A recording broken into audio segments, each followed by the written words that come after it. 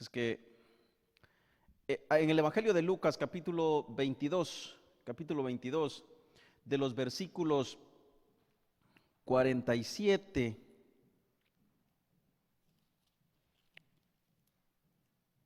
hasta el 53.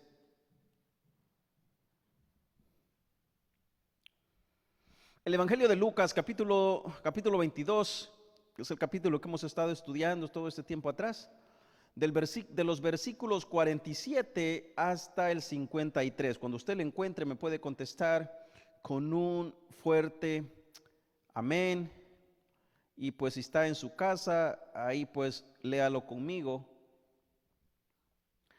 La palabra del Señor se lee en nombre del Padre, en el nombre del Hijo y en la comunión de su Santo Espíritu. Dice así: mientras él aún hablaba, se presentó una turba, y el que se llamaba Judas, uno de los 12, iba al frente de ellos, y se acercó hasta Jesús para besarle. Entonces Jesús le dijo: Judas, ¿con un beso entregas al Hijo del Hombre? Viendo los que estaban con él lo que había de acontecer, le dijeron: Señor, ¿heriremos a espada? Y uno de ellos hirió a un siervo del sumo sacerdote y le cortó la oreja derecha. Entonces respondiendo Jesús dijo: basta ya, dejad. Y tocando su oreja, le sanó. Y Jesús dijo a los principales sacerdotes y a los jefes de la guardia del templo y a los ancianos que habían venido contra él: como contra un ladrón habéis salido con espadas y con palos. Habiendo estado con vosotros cada día en el templo, no extendiste las manos contra mí, mas esta es vuestra hora y la potestad de las tinieblas. Oramos. Padre, muchas gracias, Cristo Jesús, por este momento que nos permites. Gracias, Señor, porque hemos venido a este lugar para que los hermanos que nos escuchan desde su casa puedan escuchar palabra, puedan escuchar tu palabra, Dios mío. Ayúdame para que seas tú, Dios mío, hablando a aquellos que habrán de escuchar tu evangelio. Te lo pedimos en el nombre de Cristo Jesús. Dios mío, líbrame de hablar lo que tú no quieres que tu pueblo escuche. Más bien, ayúdame a que tu palabra, Dios mío, agarreme en los corazones, que tu palabra, Dios mío, calcoma esos corazones y los haga entender la verdad de tu evangelio. Gracias, Cristo Jesús. Gracias por la oportunidad. En el nombre de tu Hijo amado hemos orado. Amén y amén. Muy bien, hermanos. Hemos estudiado todo este tiempo atrás este Evangelio de Lucas. Hemos visto cómo Jesús ha hecho milagros. Hemos visto cómo Jesús ha dirigido a sus discípulos, a los escribas, a los fariseos. Cómo Jesús ha contestado preguntas que ellos no querían escuchar, les había dado respuesta que ellos no querían escuchar. Y prácticamente llegamos a la parte más triste de lo que es el Evangelio de Lucas, y es prácticamente el arresto de Jesús. Tenemos un escenario duro donde Jesús está orando porque el momento está por llegar. Si usted mira los versículos anteriores de los que leímos, Jesús está en el monte Getsemaní. Esto está ocurriendo en el monte Getsemaní, donde Jesús pidió a unos discípulos que oraran con él. ¿Se acuerdan? Que salió del templo caminó hacia el monte y luego pues deja a sus discípulos ahí y agarra a otros, ¿verdad? Y se los lleva un poco más adentro del monte y les dice, velad conmigo. Porque el momento habría de llegar. Esto es donde Jesús pidió a unos discípulos que oraran con él, porque el momento del beso más amargo y lleno de odio estaba por llegar. Hermanos, nada duele más que la traición de alguien que tú pensaste que nunca te traicionaría jamás en tu vida. Nada duele más que la traición de alguien que tú sabes que amas con todo tu corazón y que pensás que también él te ama. Nada duele más que una traición de un cercano. En este pasaje tenemos aquí, o podemos identificar dos lados muy diferentes, el uno con el otro. El uno, nunca en la historia se ha visto un acto más satánico y abominable orquestado por uno de la familia y demostrado con un beso. El beso más amargo, el beso más negro, el beso más lleno de veneno que usted haya podido ver jamás en su vida. Nunca en la historia ha existido una traición, escúcheme bien, más perfecta que la traición a Cristo Jesús por Judas Iscariote, el traidor.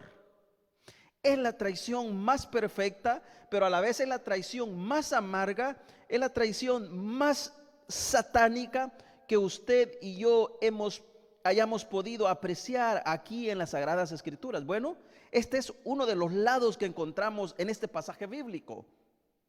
El otro lado es el del escenario. En este pasaje encontramos el acto más sublime y más lleno de amor que en toda la historia hayamos podido ver. Jamás lo volveremos a ver, porque se hizo una sola vez y es el acto más precioso, el acto más lleno de amor, porque es la máxima expresión de amor de nuestro Señor Jesús por su iglesia.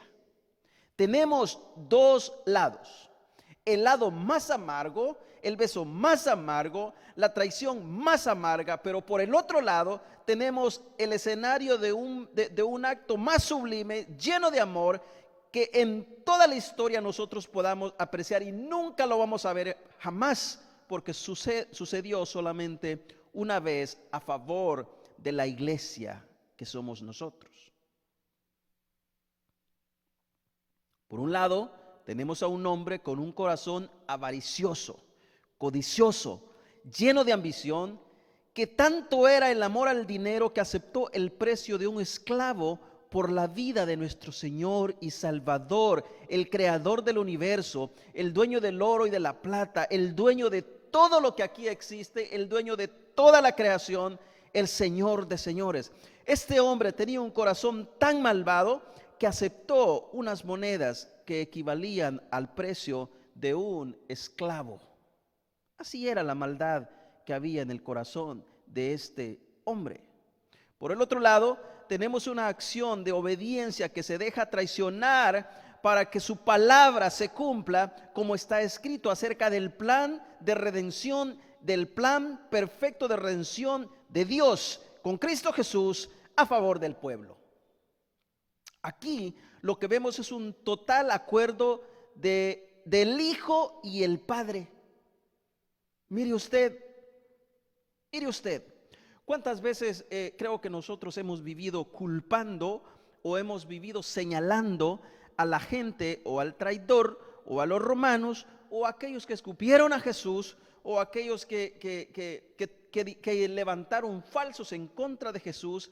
Pero lo que yo encuentro aquí es un plan perfecto trazado por el Padre y una comunión tan perfecta entre el Hijo y el Padre. Inclusive cuando Jesús ora de esta forma: Padre, si es posible. Hay un deseo en Jesús, Pero hay algo que sobrepasa ese deseo y es la unión, el acuerdo entre el Padre y el Hijo para que un plan trazado se cumpla tal como está escrito. Entonces Jesús dice, en un momento de angustia, en el momento en que se encontraba en el Getsemaní, y dice: Padre, si es posible, pasa de mí esta copa. O sea, Padre, si es posible, no derrames tu ira sobre mí. El deseo de Jesús. Pero luego la siguiente parte del versículo es maravillosa y dice: pero que no sea conforme yo quiero, sino conforme tu voluntad. Hay una perfecta conexión entre Dios y Jesús, que lo que Dios dice, eso se hace, que lo que Dios quiere, el Hijo, eso hará. Aquí vemos una conexión de aceptación a cualquier respuesta, cosa que usted y yo deberíamos tener en nuestro corazón, una aceptación a cualquier respuesta de parte de Dios hacia nosotros, de igual forma como la tenía Jesús. Dice la Biblia que usted y yo tenemos la mente de Cristo, la mente de Cristo. Y si tenemos la mente de Cristo, mis amables hermanos, aquí debe haber igual, así como Jesús tenía una conexión perfecta con el Padre, así nosotros también debemos tener una conexión perfecta con el Padre, que independientemente de cuál sea la respuesta del Padre, la tenemos que aceptar con un acto de obediencia y de alegría y de regocijo, al igual que Cristo lo hizo con su Padre. O sea, dispuesto a aceptar la copa amarga para el perdón de nuestros pecados. Cristo Jesús dice en su humanidad, dice: Padre, si es posible, pase de mí esta copa. Pero en su ser interior, en su ser divino, le dice al Padre: Padre, pero que no sea conforme yo quiero, sino que conforme tú deseas. O sea, dispuesto Jesús en totalidad a aceptar la copa amarga para perdonar nuestros pecados. ¿Cuáles pecados? Los pecados nuestros, como iglesia, como sus hijos. Esos pecados que nos hacían enemigos con el Padre, que nos descalificaban de la gracia soberana. Esos pecados son los que Jesús está dispuesto a tomar en sí mismo, a sí mismo, ponerse Él en su cuerpo, para que nosotros hoy podamos tener una conexión directa con el Padre y perfecta. Quiero que mire usted conmigo esta trama tan maligna y satánica que hicieron con Jesús. ¿Por qué digo esto? Bueno, hay un plan perfecto de Dios y el Padre. Hay un plan trazado que nadie puede cambiar. Mire, si usted retrocede algunos versículos, capítulos en este libro que estamos leyendo, usted va a encontrar que en ciertos momentos quisieron agarrar, quisieron prender a Jesús, quisieron desviar a Jesús, inclusive sus mismos discípulos. Pero Jesús estaba consciente, Jesús estaba sabiendo que su voluntad se tenía que realizar en el minuto, en el segundo, en la hora y en el día adecuado que fue escrito en el plan de redención de Cristo Jesús. Ni un minuto, ni una hora se podría pasar, porque ese era el plan perfecto de Dios. Tenía que suceder exactamente cuando Dios lo había trazado.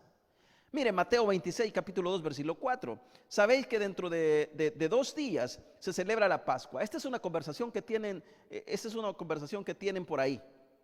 Y el Hijo del Hombre será entregado para ser crucificado. Esta es la conversación que Jesús tiene con los discípulos. Le está diciendo a los discípulos: sabéis que dentro de 2 días se celebra la Pascua. Jesús estaba celebrando la Pascua con los discípulos, porque no la podría celebrar, porque en este caso Jesús iba a venir o era el cordero que iba a ser sacrificado por la iglesia, para el pueblo, para los hijos a quienes el Padre le había entregado. Bueno, Jesús les está diciendo, Mateo 26, 2 al 4, sabéis que dentro de 2 días se celebra la Pascua y el Hijo del Hombre será entregado para ser, ¿qué? Crucificado. Versículo 3.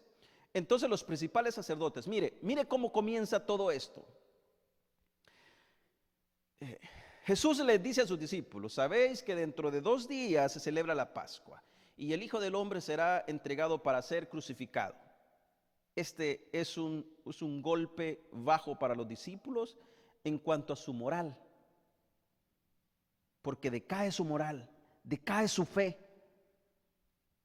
se cae, porque el maestro les está diciendo que va a morir, que va a ser entregado, y mire la forma en que va a morir, crucificado. Ahora, en el versículo 3 ya cambia de Jesús y sus discípulos a un cuadro que sucede aquí. Y dice: y entonces los principales sacerdotes, mire, escuche usted, los principales sacerdotes, los escribas y los ancianos del pueblo se reunieron en el patio del sumo sacerdote llamado Caifás. ¿Dónde se reunieron? En el patio del sumo sacerdote llamado Caifás. Y tuvieron consejo para prender con engaño a Jesús y matarle. O sea, no solamente se reunieron los sacerdotes, los escribas y los ancianos, sino que invitaron a personas que les pudieran aconsejar, entre ellos armar un plan para poder matar, para poder agarrar a Jesús. Discúlpenme, hermano, pero esto es el plan más satánico, más macabro que nosotros podemos ver. Mire, ¿cómo iban a matar a Jesús? ¿Cómo iban a prender a Jesús? Dice el versículo 4, con engaño, con engaño. ¿Por qué? Porque desde el principio del ministerio de Jesús, cuando la gente se le comenzó, o cuando los principales sacerdotes y los escribas se le comenzaron a tirar en contra a Jesús, porque iba el mensaje de Jesús, el mensaje del evangelio, iba en contra de lo que ellos estaban haciendo con el pueblo, porque ellos querían tener todo a su favor, y lo que Jesús les estaba enseñando era que tenían que arrepentirse, que tenían que aprender a cómo guiar el pueblo en santidad primeramente, y que no pusieran al pueblo cargas que ni aún ellos eran capaces de llevar. Entonces ellos se sintieron confrontados, y desde entonces comienzan a ver a Jesús como un enemigo, como alguien que iba en contra de sus principios. Entonces mire, dice el versículo 4, y tuvieron consejo para prender con engaño a Jesús y matarle. Ese era el plan de ellos. Ahora, quiero detenerme un poco aquí. ¿Quiénes eran todos estos hombres que se reunieron aquí? Bueno, la Biblia los menciona como los principales sacerdotes, escúcheme bien, los escribas y los ancianos del pueblo. Hermanos, este no es un grupo de gente simple que se reunió porque no le gustaba lo que Jesús hablaba. No, eran los principales, los que tenían la autoridad, los que podían hacer con el pueblo lo que ellos mejor les daba la regalada gana. Eran los que tenían el poder, tanto religioso como político. ¿Quiénes eran estos hombres? Bueno, eran todos los encargados de dirigir a un pueblo para bien del pueblo mismo. Sabemos que no todos los hombres, en este caso, no todos los hombres eran los principales, ni tampoco todos los hombres eran sacerdotes, ni tampoco todos los hombres eran escribas y ancianos. Este era un grupo de hombres calificados para poder ejercer un trabajo, un deber, de poder guiar al pueblo. No todos ellos eran ancianos. La palabra anciano no es meramente dirigida a las personas de edad en este caso. Eran las personas que tenían la capacidad, tenían el intelecto, tenían la sabiduría para poder instruir, para poder enseñar la ley a otros. Mire lo que dice, no se lo voy a leer, pero se lo voy a decir. Mire lo que, si usted quiere leer en su casa, hágalo. El libro de Números, capítulo 16, versículo 25. Personas que eran dotadas con el entendimiento, habían estudiado, se habían preparado y ahora pues eran capaces de poder enseñar, de poder dirigir, en este caso específicamente la ley. La ley. Levíticos capítulo 4 versículo 15. Eran hombres, escúcheme bien, supuestamente sabios. Eran hombres que cualquiera del pueblo podía llegar y llevarles un problema, y los iba a dirigir a poder salir de ese problema, o por lo menos manejar el problema. Bueno, eran hombres preparados. Levíticos 4:15. Y así sucesivamente hay muchas citas que no se las voy a dar, pero hay muchas citas en la palabra que avalan a que se les llaman ancianos por la sabiduría y puesto que ocupaban, no específicamente por la edad, ¿verdad? Como normalmente se entiende a simple vista. Bueno, estos son los que estaban tratando, estos son los que estaban tramando un complot satánico, lleno de odio contra el Hijo de Dios, con Cristo Jesús. Estos hombres, escúcheme bien, los que supuestamente tenían que estar dirigiendo al pueblo en la ley, en la palabra, enseñándole, guiándole, que hicieran conforme la ley. Estos eran los que querían matar al Mesías. Estos eran los principales. Los principales. Estos son los que están tramando ese complot satánico, lleno de odio contra el Hijo del Dios viviente, Cristo Jesús. Todo comenzó con la traición de Judas al aceptar vender su lealtad con su Señor. Todo comenzó con eso. Mire, los versículos que leímos anterior dice que los escribas, los sumos sacerdotes y los ancianos se reunieron en el patio del sumo sacerdote. ¿Cómo se llamaba? Caifás. Se reunieron para armar un complot, para tramar cómo iban a hacer para poder agarrar a Jesús. Todo comienza, hasta este momento, estamos así como en pausa, cuando ellos se reúnen porque no tienen un plan.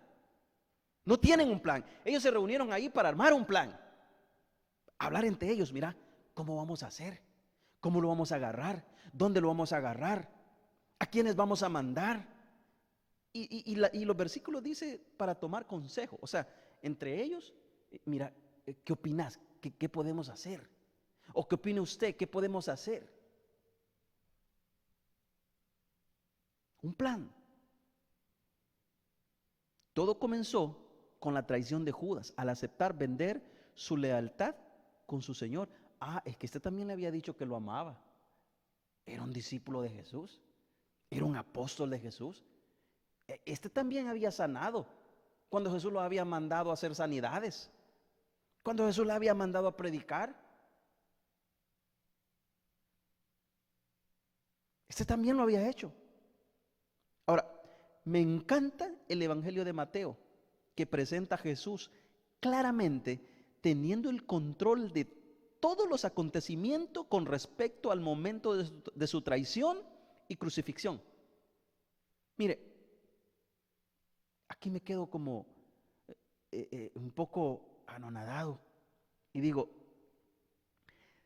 nada de lo que sucedió, nada de lo que sucede, nada de lo que va a pasar está fuera de las manos de Dios.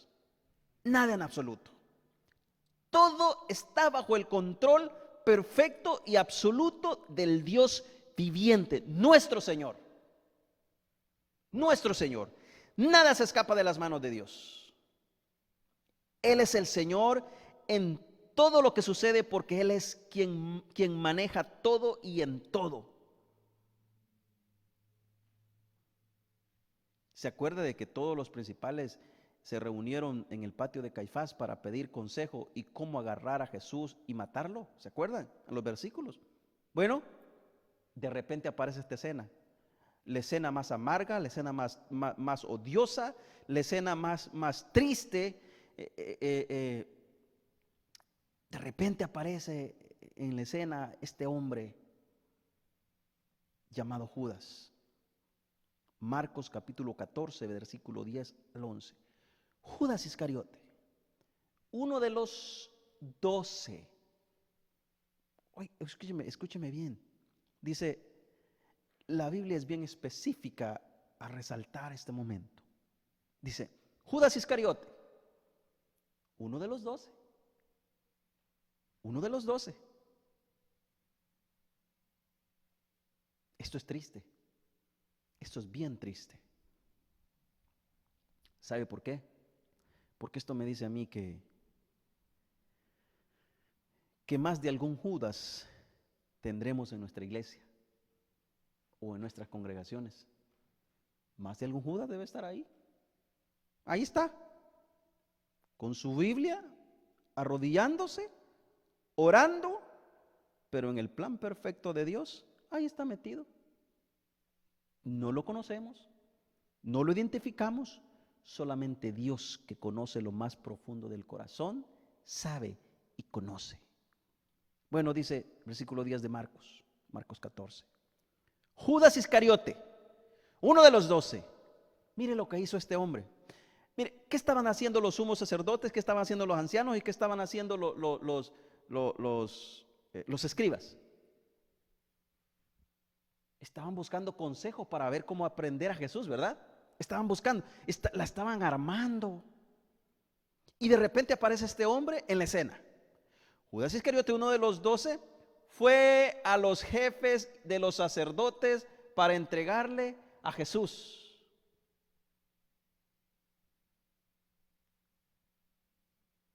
Mire lo que dice el versículo 11. Al ver estos, a Judas, que llegó y les presenta el plan, versículo 11, ellos se alegraron al oírlo.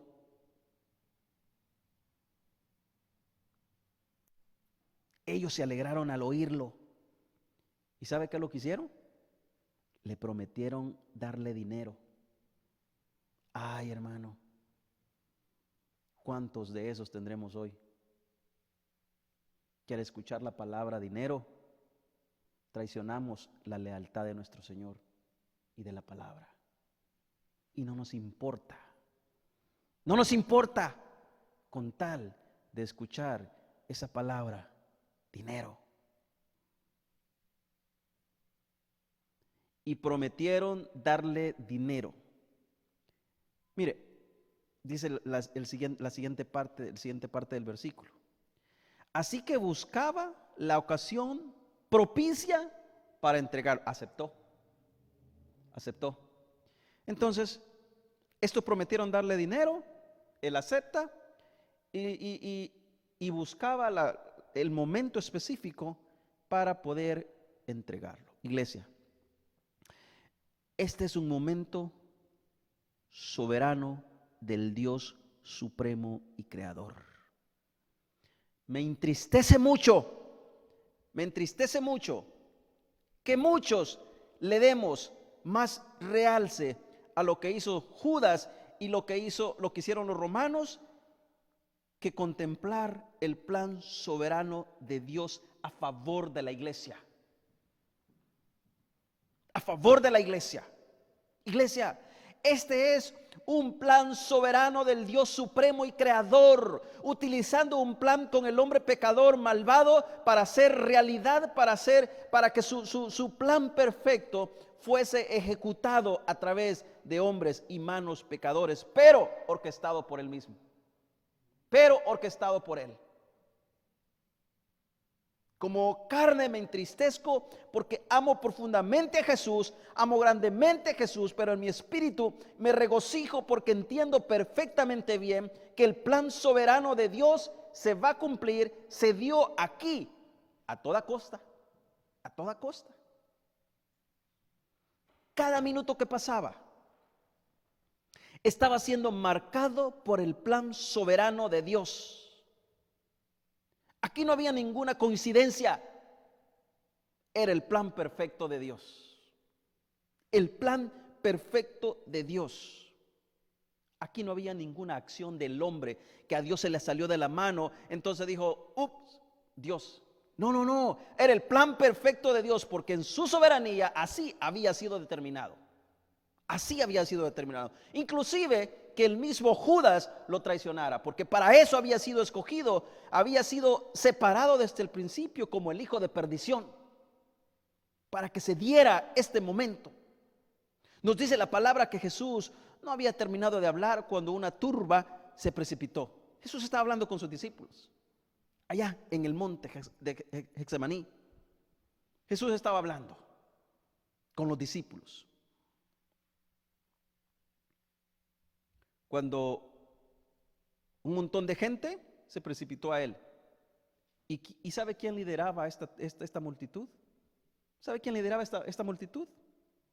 Era el traidor, hijo del diablo, Judas. Judas. Mateo nos dice: vino con él mucha gente con espadas y palos de parte de los principales y los sacerdotes del pueblo. Mire usted quiénes los estaban mandando. ¿Y sabe quién era el cabecilla? ¿Sabe quién era el líder de ellos? Judas. Vino con él. ¿Quién es él? Judas, el traidor. Vino con él mucha gente con espadas y palos de parte de los principales y los sacerdotes del pueblo. Estos son los líderes. Estos son los líderes espirituales del pueblo. ¿Y sabe qué están haciendo los líderes espirituales? Matando a quien había dado la ley. Traicionando a quien había puesto la ley. Entregando a quien había creado la ley. Eran los principales y los sacerdotes del pueblo. Iglesia, quiero que entendamos algo muy importante aquí. Esta multitud que iba con Judas, el traidor, no fue el pueblo que se levantó en contra de Jesús. Esto no son como cuando el pueblo se levanta en contra de un político y todo el pueblo va haciendo caravana. No, no, no. Estos son gentes específicas que fueron mandados por los principales líderes religiosos y políticos que estaban en contra del mensaje de Jesús y del mismo Jesús, que tenía un corazón con un plan, que tenían un corazón con un plan macabro en contra del Hijo del Dios nuestro Señor. Este fue un grupo preparado. Mire, y si no fuera por el Evangelio de Juan, nos quedaríamos así un poco a oscuras. Pero el Evangelio de Juan nos hace una aclaración muy bonita. Dentro de esta multitud, o de este murmullo, de esta gente, también iba un grupo de romanos. O sea, policías romanos. Se dice que una corte de policías romanos podía llegar a tener hasta 600 hombres. Se cree que en este caso pudo llegar a ser menos de 600, pero solamente los romanos que iban entre esa mucha gente, iban un buen número de hombres armados. Pero lo que sí es real es que era mucha gente en contra de un solo hombre. Es que ellos no querían fallar en el plan. Ellos no querían que Jesús se les fuera a escapar. Este es el momento específico para ellos. Este es el momento oportuno para ellos. Aquí podemos ver que ellos no querían fallar en el arresto de Jesús. Y por esa razón Judas les dice: al que yo dé un beso, ese es llevarlo seguro. Aquí es el mismo Satanás hablando. Al que yo diera un beso, ese es. Agárrenlo, llévenselo, que ese es. Juan nos dice que Judas conocía el lugar donde Jesús probablemente estaría, porque dice: fuimos a menudo allí con sus discípulos, dice Juan. En el libro de Juan, el Evangelio de Juan, capítulo 18, versículo 2. Judas conocía muy bien el lugar. Era un discípulo más de Jesús, era un apóstol más de Jesús. Para eso, dice: habiendo dicho Jesús estas cosas, salió con sus discípulos al otro lado del torrente de Cedrón, donde había un huerto. ¿Qué huerto era este? El de Getsemaní, en el cual entró con sus discípulos. Y también Judas, el que le entregaba, conocía aquel lugar, porque muchas veces Jesús se había reunido allí con sus discípulos. Judas, pues, tomando una compañía de soldados, escuche bien, Juan nos hace una declaración. Dice, Judas, pues, tomando una compañía de ¿quiénes? De soldados. No eran cualquiera. Mire, una compañía de soldados y alguaciles. O sea, gente de peso. De alguaciles de los principales sacerdotes y de los fariseos. Fue ahí con linternas y con antorchas y con armas. No, es que este es el plan. Este es el plan en el cual supuestamente Jesús no escaparía. Con armas. Pero Jesús, escuche bien, aquí viene lo más maravilloso y aquí viene lo que es la soberanía de Dios. Dice, pero Jesús, sabiendo todas las cosas que le habían de sobrevenir, Dios soberano, se adelantó y les dijo, ¿a quién buscáis? ¿A quién buscáis? ¿Acaso Jesús no sabía? Claro que sabía. Claro que sabía. Le respondieron a Jesús Nazareno. Él les dijo, yo soy. Y ese yo soy les causó miedo. Ese yo soy les causó miedo. ¿Se acuerdan cuando Jehová de los ejércitos manda a Moisés y le dijo, ve y dile al pueblo quién lo había mandado? ¿Y quién decía? El gran yo soy. Y estaba también con ellos Judas, es que ese no se quedaba, el que le entregaba. Cuando les dijo, yo soy, retrocedieron y cayeron a tierra. Y cayeron a tierra. Volvió, pues, es que mire, por eso, hermanos, debemos entender perfectamente bien la soberanía de Dios, su plan perfecto. Es más, mire el cuadro aquí. Jesús les pregunta, hasta este momento no es el momento específico en que Jesús iba a ser arrestado, hasta que Dios, ese momento específico se llegara. Volvió pues a preguntarles, ¿a quién buscáis? Ellos dijeron, a Jesús Nazareno. Respondió Jesús, os he dicho que yo soy. Hermanos, escúcheme bien. Aquí están yendo soldados, alguaciles. Aquí están yendo hombres con armas. ¿Usted cree que un soldado o un hombre armado a las primeras hubiesen agarrado a Jesús? De una hubiesen agarrado a Jesús. Era porque no estaban seguros de quién era él. Claro que sí.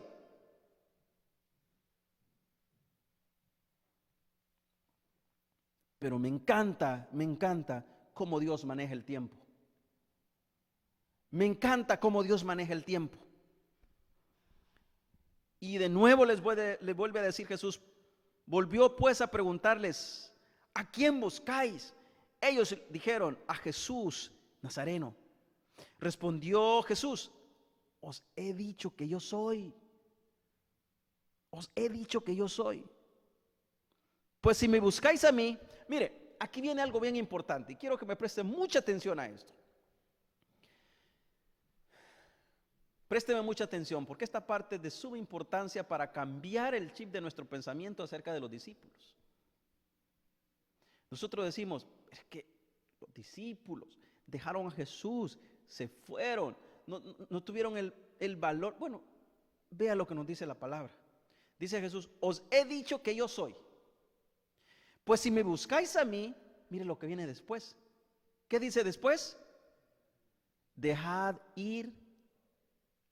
¿Por quiénes creen que usted que estaba pidiendo Jesús?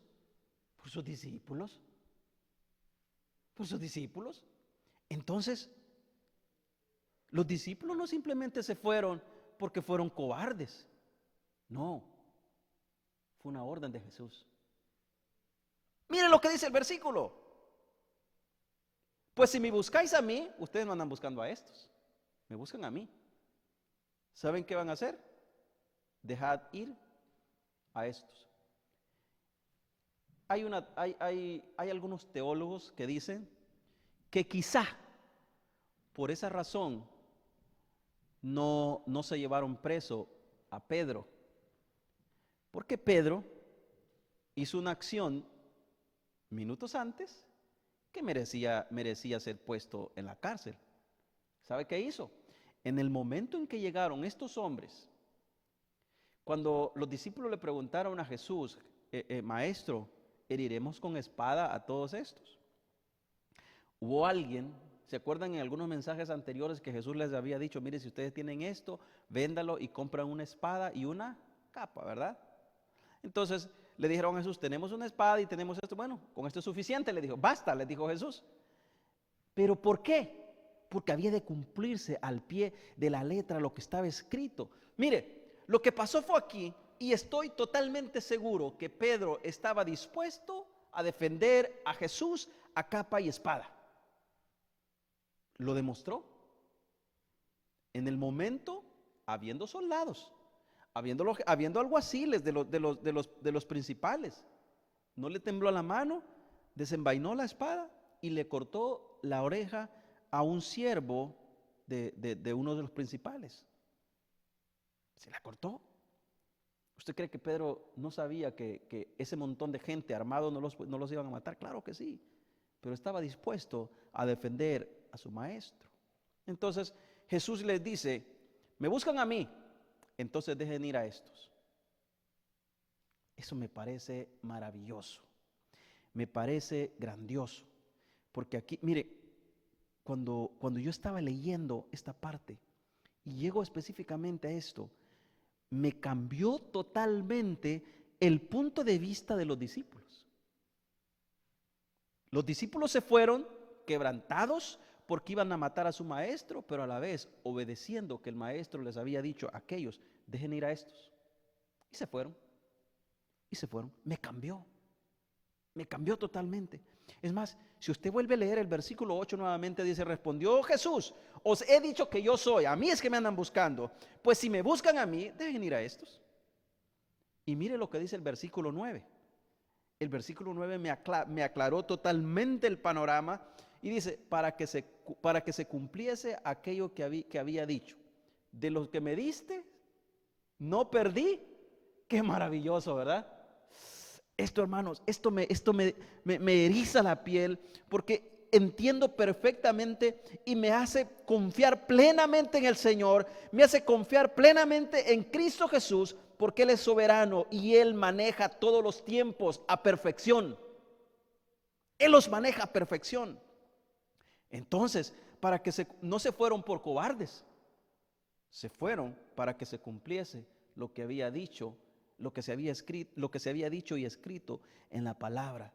Y narra el versículo, de los que me diste, no perdí ninguno. Qué maravilloso. Mire lo que sucede. Entonces Simón Pedro, que tenía una espada, la desenvainó e hirió a un siervo del sumo sacerdote y le cortó la oreja derecha. Y el siervo se llamaba Malco.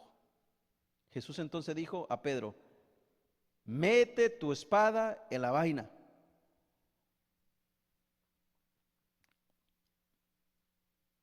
La copa que el Padre me ha dado,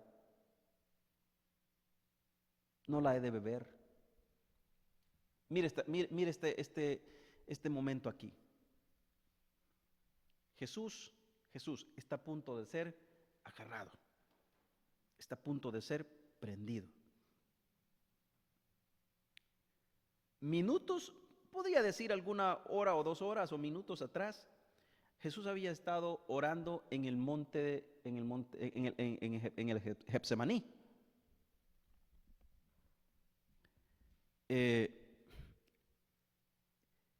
Y esta es la respuesta prácticamente a la oración de Jesús. Jesús le dice al Padre, Padre, si es posible, pasa de mí esta copa. Pero que no sea mi deseo, que no sea lo que yo quiero, sino conforme tu voluntad. Eso es lo que Jesús oró. Entonces la voluntad del Padre fue no pasar por alto la copa a Cristo Jesús. ¿Sabe dónde nos confirma? Aquí.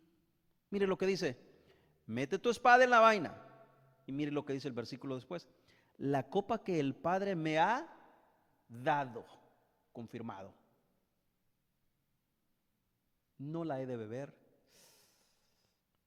Hermano, la palabra de Dios es inerrante.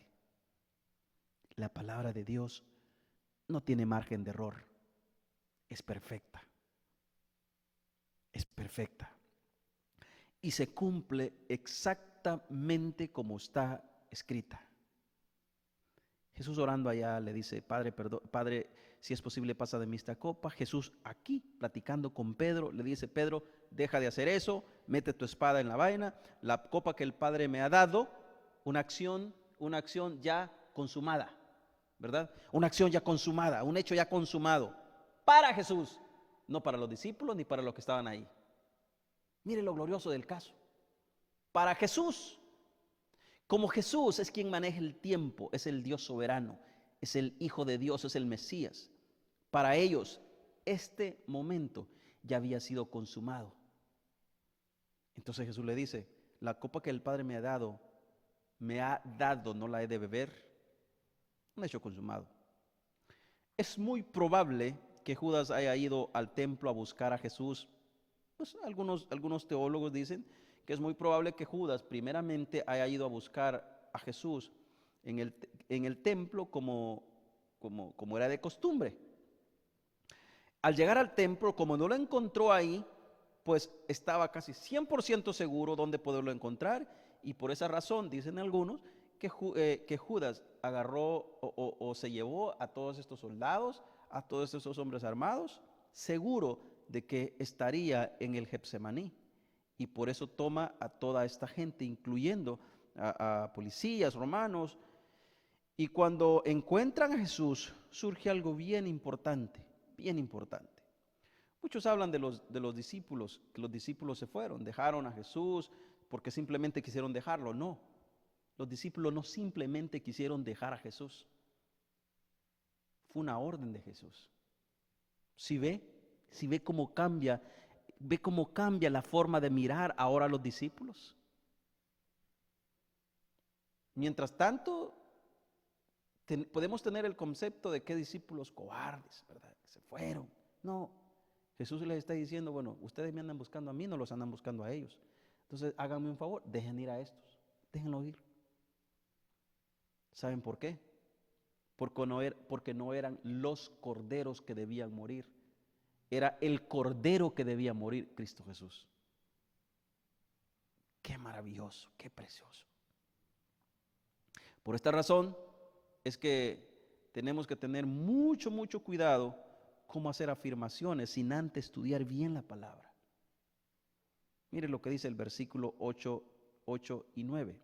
Respondió Jesús: os he dicho que yo soy, pues si me buscáis a mí, dejen ir a esto, o sea, dejen ir a mis discípulos, para que se cumpliese aquello que había dicho: de los que me distes, no perdí ninguno. Y para ir terminando, qué maravilloso plan ejecutado por Dios, dirigido por Dios, armado por Dios, inventado por Dios. En su soberana voluntad, nada se escapa de sus manos. Él es el Dios soberano, quien hizo los cielos, quien hizo la tierra y quien nos creó a nosotros mismos. Y no solamente hizo los cielos, y no solamente hizo la tierra, y no solamente nos creó, sino que también nos dirige conforme su voluntad. Es un Dios soberano. Todos venían preparados para una pelea con armas. Todos venían preparados por si al caso los discípulos o Jesús se ponían en contra de ellos a querer detenerlos. Pero se dan con la suma sorpresa que para que se cumpliese todo lo antes dicho, Jesús mismo tenía que entregarse humildemente como cordero que enmudeció y se entregó a sí mismo por el perdón de pecados de todos nosotros. Dice la Biblia que como cordero fue llevado. Hermanos, no sé si algunos de ustedes han leído las cualidades de un cordero o de una oveja.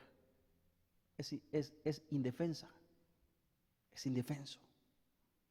No hace nada, fácilmente se la llevan porque es mansa.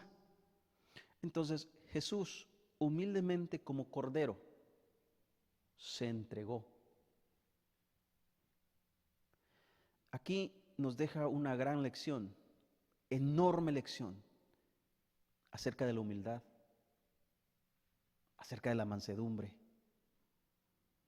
acerca de despojarnos a nosotros mismos y dejar que Dios haga todo lo que tiene que hacer y nosotros simplemente esperar en la voluntad perfecta y absoluta de Dios. Absoluta de Dios. Hermanos, es que Él tenía todo el poder para hacer que esa turba desapareciera en milésimas de segundos. Él tenía el poder y Él tiene el poder. Él tiene el poder. Hay una aclaración muy, muy maravillosa que también se dio ahí en el libro de Juan, en el Evangelio de Juan, capítulo 10, versículo 17 al 18. Versículo 17 dice: por eso me ama mi Padre. Mire qué maravillosa declaración. Quiero que retroceda conmigo, no lo busque, porque simplemente se lo voy a parafrasear. ¿Se acuerdan cuando Jesús estaba a punto de ser bautizado por Juan el Bautista? Dice la Biblia que se escuchó una voz del cielo que decía: este es mi hijo. Se escuchó una voz del cielo que decía: este es mi hijo amado. Ahora mire lo que dice Jesús: por eso me ama mi Padre, el Hijo amado. Mire por qué. Mire por qué. Dice: porque yo pongo mi vida.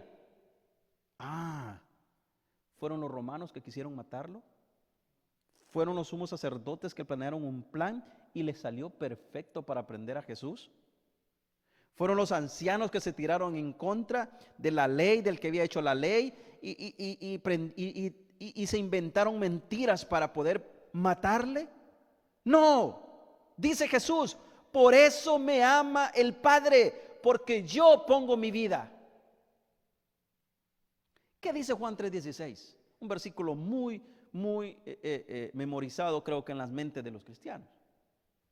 Porque de tal manera amó ¿quién?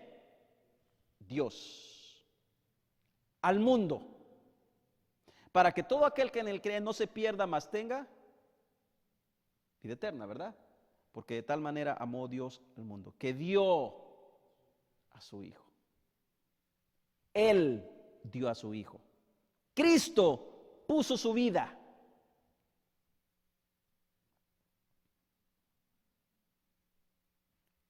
¿Cómo le queda ahora la falsa enseñanza de que es el hombre quien busca a Dios? ¿Cómo se queda ahora?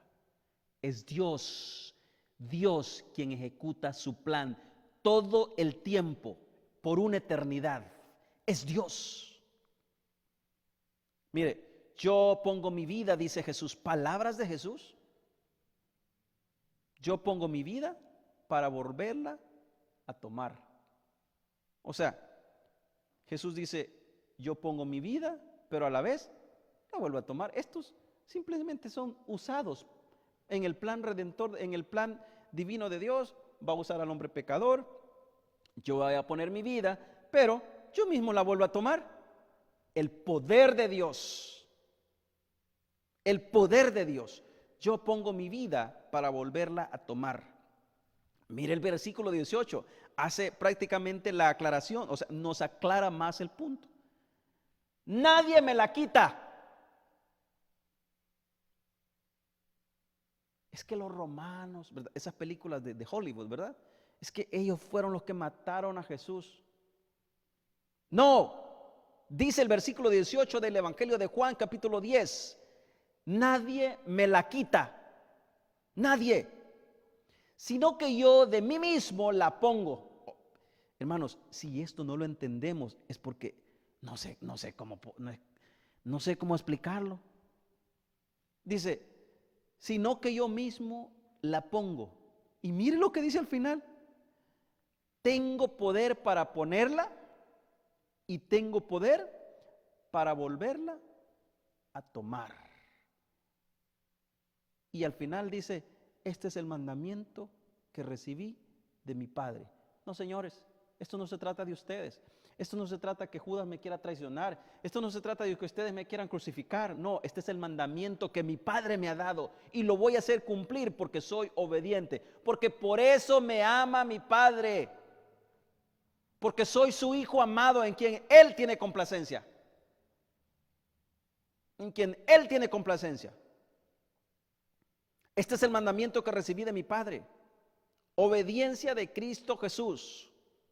Judas, destinado por Dios para hijo de perdición y quien entregaría a Jesús, ya no es tan relevante entonces en el plan de redención de Cristo. ¿Sabe por qué? Porque es Dios quien maneja todo. Simplemente usó a Judas. Simplemente lo usó para que su plan perfecto se cumpliera. Qué glorioso, qué maravillosa palabra. Hermanos, es que el hombre no tiene nada bueno. El hombre no tiene una acción buena que pueda Dios decir, qué bonito, ¿verdad? Hay que aplaudirle. No, aquí no se trata del hombre. Aquí no se trata de los, y hermanos, aquí no se trató ni inclusive de los apóstoles ni de los grandes hombres que se han levantado. Aquí se trata todo el tiempo y únicamente de Dios y su poder y su plan y su voluntad para que su plan se haga conforme Él así lo designa. Todo el tiempo. Judas, destinado por Dios para hijo de perdición y quien entregaría a Jesús, ya no se escucha hablar más. Ya no. Aquí termina el tal Judas. ¿Por qué? Porque no es lo único que se escucha después es que corrió a quejarse con los ancianos, ¿verdad? Les quería regresar el dinero porque el cargo de conciencia que tenía lo calcomía. Y el único comentario que escuchamos al final es cuando cayó del árbol y se partió al caer al suelo. Se acabó. No más Judas. ¿Por qué? Porque así lo quería y así lo designó el Padre. Pedro está cerca y creo que este hombre está dispuesto a defender a Jesús por un arranque, pero no por un arranque de convicción en la palabra y en lo que había creído, sino por un arranque de carácter. ¿Verdad? Quizás algunos, no sé cuántos, y la mayoría tenemos arranque de carácter fuerte. Pedro era uno de esos. Pedro era uno de esos. Porque si hubiese sido por convicción, pues no hubiese negado a Jesús. No hubiese negado a Jesús. Lo hizo por un arranque de ira incontrolada, pero no por el celo de la palabra, sino por ese momento. Pedro estaba cerca y creo que en ese momento Pedro estaba dispuesto a defender a Jesús, como muchos de nosotros. Pero en otros casos fallamos a la lealtad de nuestro Señor. Le fallamos. ¿Estoy culpando a Pedro? No.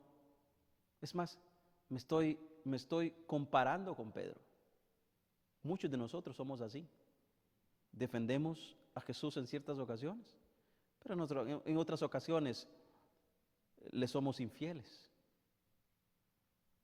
Y de hecho toma una acción, pero Jesús lo calma. Mateo 26:53. Jesús le dice, ten calma. Mateo y Marcos hacen énfasis que todo esto, todo lo que está sucediendo es para cumplimiento de las escrituras del Antiguo Testamento. El Evangelio de Marcos nos da mucha luz de muchos cumplimientos. Lo que estaba ocurriendo en esta noche era el cumplimiento del propósito eterno de Dios. Esto era la divina necesidad para el hombre. Un acto horroroso ante los ojos del hombre, viendo al hombre, pero un acto de suma necesidad divina que el hombre, que nosotros necesitábamos. Y era que ese plan se ejecutara perfectamente para que ese sacrificio perfecto fuera eficaz en nuestras vidas. En nuestras vidas. Hermanos, ¿qué sería de nosotros si Cristo Jesús no hubiese sido el Cordero inmolado, el Cordero perfecto, el Cordero sin manchas que hubiese muerto en nuestro lugar? ¿Qué hubiese sido de nosotros? Nosotros hubiésemos sido los que deberíamos subir a la cruz, pero Cristo Jesús se dejó humildemente como Cordero agarrar y llevar a la cruz, que lo escupieran, que lo azotaran a favor de nosotros, a favor de nuestros pecados. Y con razón Cristo Jesús, estando en la cruz del Calvario, dijo: la deuda ha sido cancelada. ¿Cuál deuda? La deuda que usted y yo teníamos. La deuda que usted y yo teníamos, y que nada ni nadie aparte de Jesús podía pagar esa deuda. Solamente Él.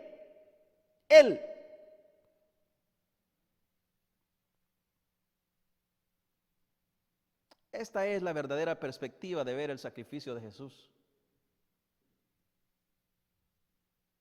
Siendo arrestado. El hombre no tiene protagonismo aquí. Es más, es Dios, es Cristo. Es más, es Dios ejecutando a su Hijo único, a su Hijo unigénito, a su único Hijo amado, en quien Él tenía complacencia. Es Dios el Padre castigando a su Hijo único. No la gente. Fue Dios quien lo quiso castigar. Fue Dios quien lo puso ahí en sufrimiento. Fue Dios quien lo entregó, quien lo dio como el cordero expiatorio. Lo puso para que hicieran con Él conforme estaba escrito en la palabra de Dios. Él fue para que usted y yo hoy probemos y disfrutemos de la gracia soberana, de la gracia salvífica, del perdón más perfecto que el hombre pueda disfrutar, de Cristo Jesús.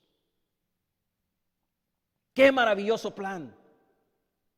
Y viéndolo de este punto de vista, ¡qué maravillosa crucifixión!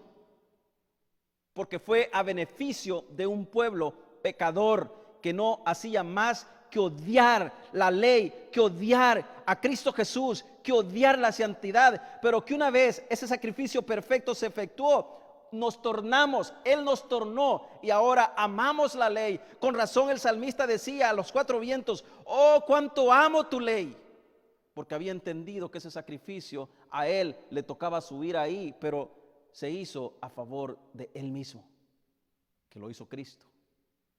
Qué maravilloso. Qué maravilloso. El hombre solo fue un instrumento por el cual Dios ejecutó su plan. Ahí nomás. El Señor les había dicho que los dejaría solo. El Señor les había dicho. Ellos dijeron: no, estaremos contigo, Jesús. Estaremos contigo, Maestro. Allá resaltó uno y dijo: Maestro, no permitas que esto te suceda. Es más, yo estoy dispuesto a ir hasta la muerte contigo. Pero no se daban cuenta que con esas palabras lo único que estaban haciendo era estorbando el plan de redención, estorbando el plan perfecto de Dios, porque era necesario que así sucediera. No se daban cuenta que Jesús seguía a perfección la obediencia perfecta. Por eso dice: por eso me ama mi Padre. Y en ese momento la fe de muchos de ellos se fue abajo. Lloraron. Así como Pedro, cuando su fe decayó, Y cuando se acordó de las palabras que Jesús le había dicho, que antes que el gallo cantara, él lo habría de negar, y se acuerda, y dice la palabra del Señor, que lloró amargamente. Porque él había entendido que había negado nada más y nada menos que al Mesías, al Hijo de Dios. Aquel que había dado su vida por el rescate de sus pecados. Aquel que no había tenido nada que aferrarse, sino que dejó todo, dejó su trono, dejó su gloria, dejó todo ahí en el cielo, para poder morir como un hombre pecador a favor de sus pecados. Entonces él, al entender, lloró amargamente porque había traicionado a Cristo Jesús. Oh, amada iglesia, espero que en el momento en que tú defraudes esa lealtad, dejes de ser leal ante el Dios soberano, espero que te conmuevas así como Pedro lo hizo. Espero que entiendas que cuando defraudas la ley, que cuando desobedeces los mandamientos, que cuando desobedeces a Jesús, estás desobedeciendo a aquel que dio su vida para que tu vida pudiera tener una vida eterna y para siempre. Espero que pienses de esa forma y espero que reacciones de esa manera, porque de no hacerlo, te es necesario nacer de nuevo y que entiendas la palabra de Dios. Estos no entendían lo que estaban pasando, los discípulos. No entendían. Ellos no entendían aún que el reino de Jesús era muy diferente al reino de los hombres. No lo entendían. Hasta que lo comenzaron a vivir, hasta que Cristo ascendió al cielo, hasta que el Espíritu Santo bajó y les mostró y les enseñó todo lo que tenían que decir y todo lo que habrían de entender y debían predicar. Hasta entonces. Y usted me puede decir, pero hermano, pastor, ¿cómo usted puede decirme que ellos entendieron? Porque después también fueron a la muerte todos ellos. Si no, vea la historia de todos los apóstoles, cómo murieron, cómo se los acabaron. Unos fueron desterrados, unos fueron crucificados cabeza abajo, unos fueron echados en fosas de aceite, unos fueron decapitados. No es ese el ministerio del apostolado que hoy en día presentan. Es totalmente diferente. Totalmente opuesto a las mentiras de hoy. El apostolado, entonces, aquellos que habían sido testigos oculares de los hechos de Jesús, estaban dispuestos a morir y promovían el reino de Cristo Jesús y promovían el reino que hoy el mundo también detesta. Amada iglesia, tú eres parte de ese reino que muchas veces el mundo detesta y que probablemente siempre ha detestado, o simplemente eres parte del montón. Si eres parte del montón, yo te invito a que corras a la cruz donde Cristo murió y busques el perdón. Clama por misericordia, porque quizás Él tenga misericordia de ti y te salve. Clama por ella. Termino con esto. Por eso el Padre me ama. Ahora miremoslo de esta forma. Por eso el Padre nos ama a nosotros, porque tenemos la vestidura de Cristo Jesús. Tenemos la mente de Cristo Jesús. Y si el Padre ama a Cristo Jesús, ahora, como Él es nuestro representante, Él también nos ama, así como ama a Cristo Jesús. Nos ama a nosotros. Gracias a Dios, gracias a Cristo Jesús por ese sacrificio. Ahora nosotros tenemos entrada hacia el reino celestial, solamente por gracia y por ese sacrificio que nadie pudo impedir, por ese arresto que nadie pudo impedir. Más bien fueron usados a favor de ese plan, a favor de ese plan. No sé si algunas veces ustedes han visto algunos videos o quizás han sido detenidos por las autoridades. Lo primero que le dicen es, mira, mantente en silencio, porque todo lo que tú digas será usado. ¿Qué le dice? ¿Serán usados? Mire, esta gente no entendió, actuó, y todo el acto que hicieron, ¿sabe qué pasó? ¿Sabe qué fue lo que sucedió? Fue usado en su contra, pero a favor del plan perfecto de Dios. ¡Qué maravilloso! Hermanos, este es el sacrificio más maravilloso, este es el arresto más maravilloso que usted y yo podamos ver en las Sagradas Escrituras, porque este acto, este sacrificio, esta entrega, esta muerte fue a favor nuestra. ¡Qué glorioso evangelio! ¡Qué maravilloso evangelio!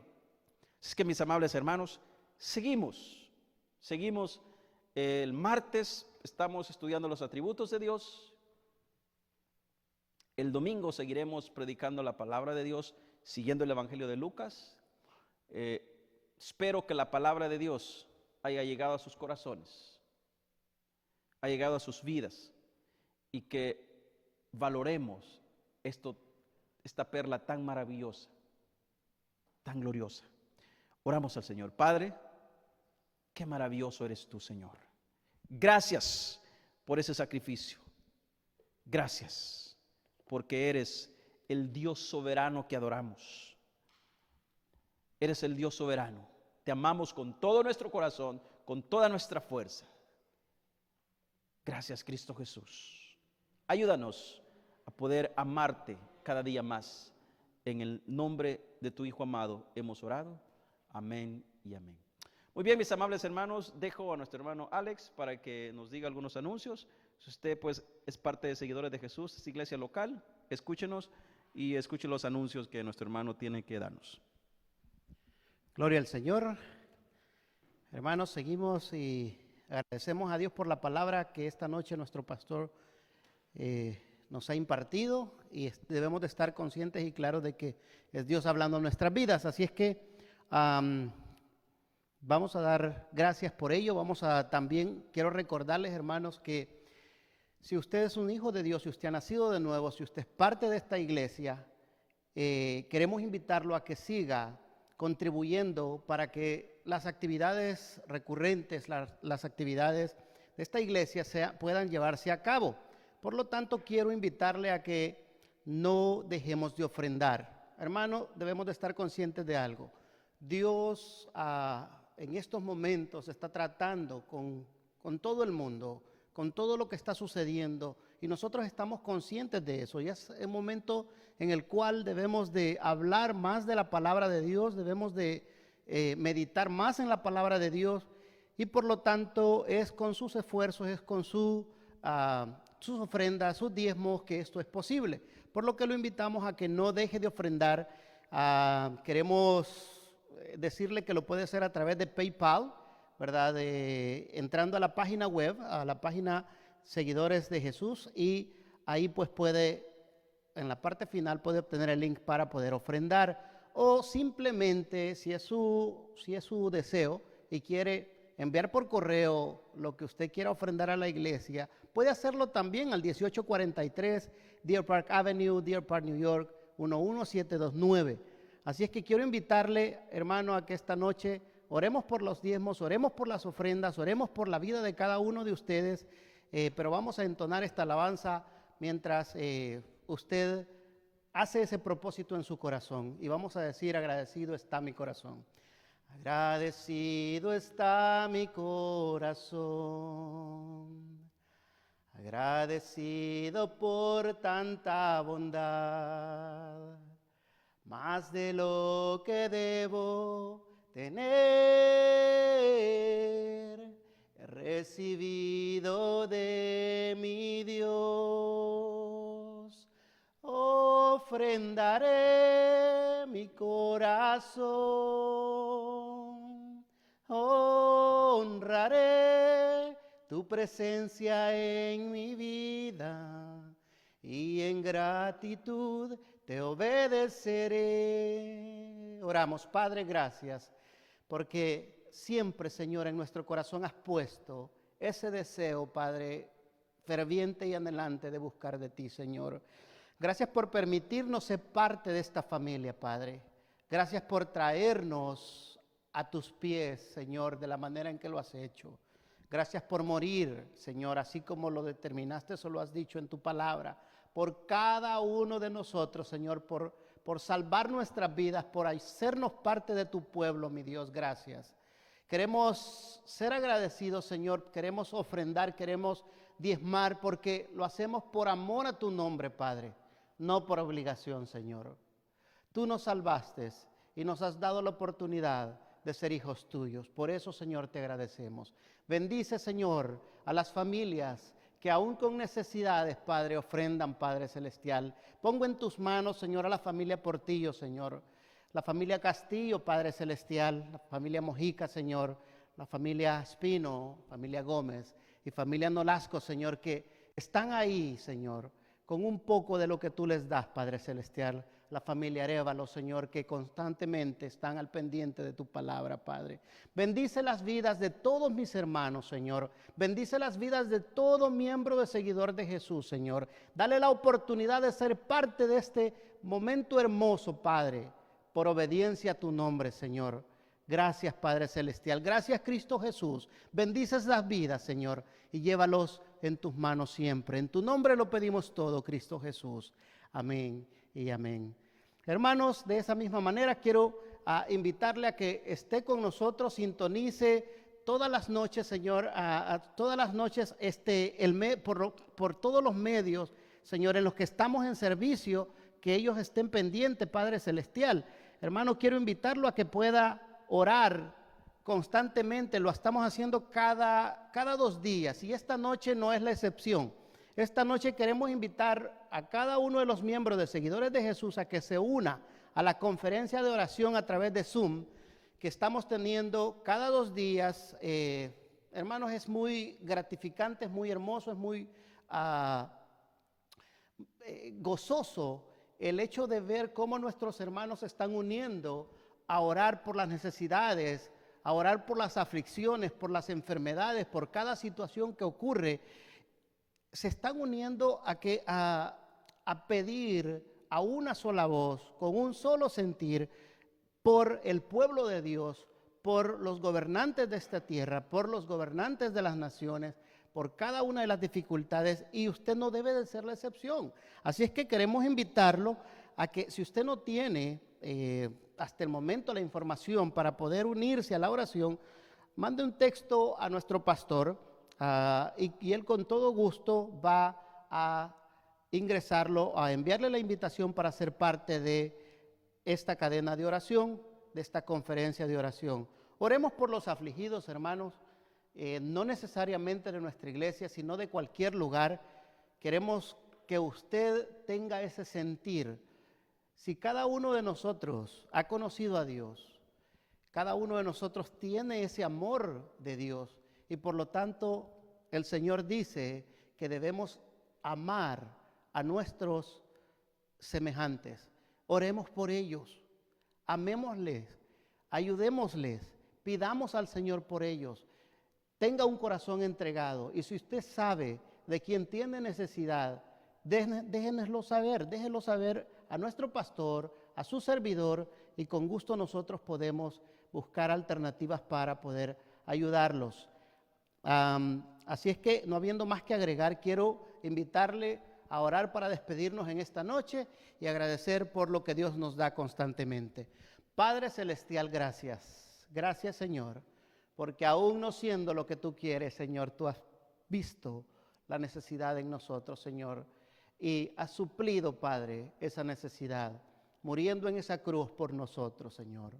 Gracias porque siendo pecadores nos escogiste, Señor, desde antes de la fundación, y nos diste la oportunidad de ser parte de tu pueblo. Ahora esta noche, Señor, en agradecimiento queremos decirte que te amamos, que te seguimos, que te respetamos, Señor, y que te buscamos constantemente. Bendice la vida de mis hermanos en este lugar, Señor, pero también de cada uno de mis hermanos en sus hogares, Padre, que nos están viendo esta noche, que están escuchando este sermón.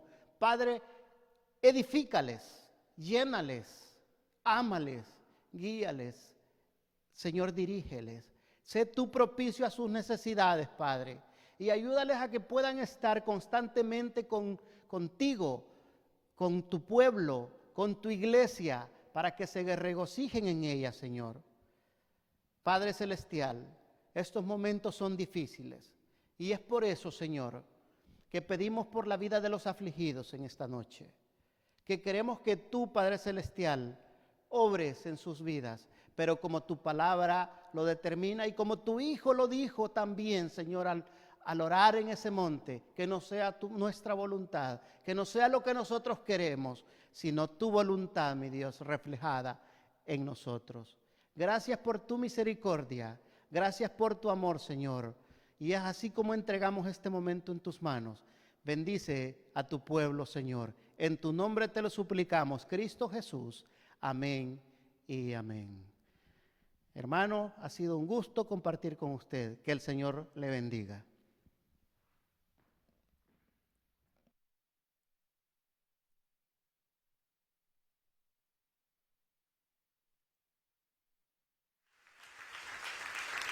El libro de los Salmos dice: y cantará de los caminos de Jehová, porque la gloria de Jehová es grande. La gloria de nuestro Dios es grande, y lo vamos a proclamar en esta noche, y en Él nos sostenemos.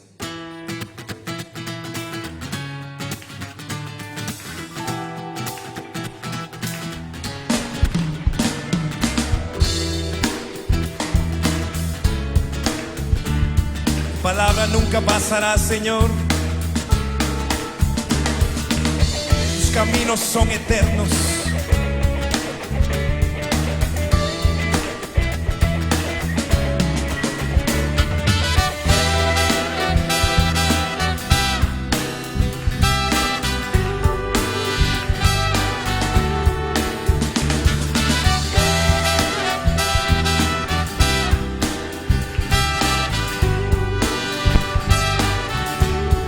Oremos al Señor. Poderosa es tu palabra, oh Señor, eterna y por siempre será. Luz en tinieblas, fuente de paz, es tu palabra, oh Señor. Tus mandamientos vida nos da, y gozo en ellos tendré. Obedecerlo será mi placer, honrar tu palabra, oh Señor. Decimos al Señor: cielo y tierra pasará, tu palabra permanecerá, en ella me deleitaré por toda la eternidad. Solo en ella hay perfección, pues todo se trata de ti. Decimos: oh Cristo, mi Señor.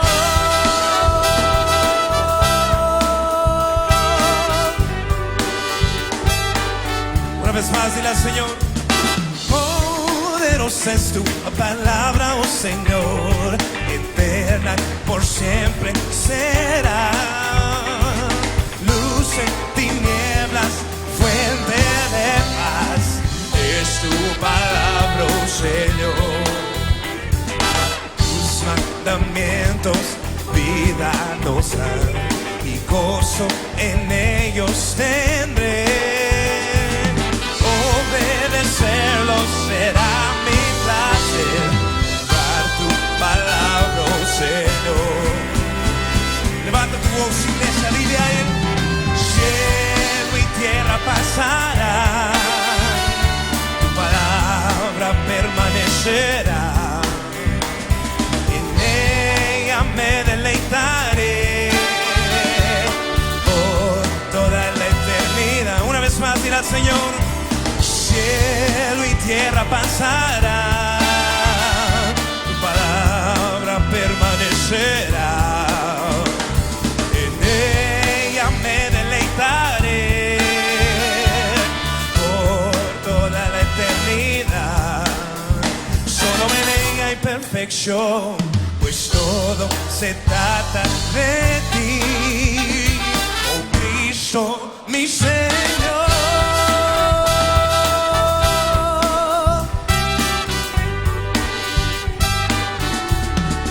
Mi Señor.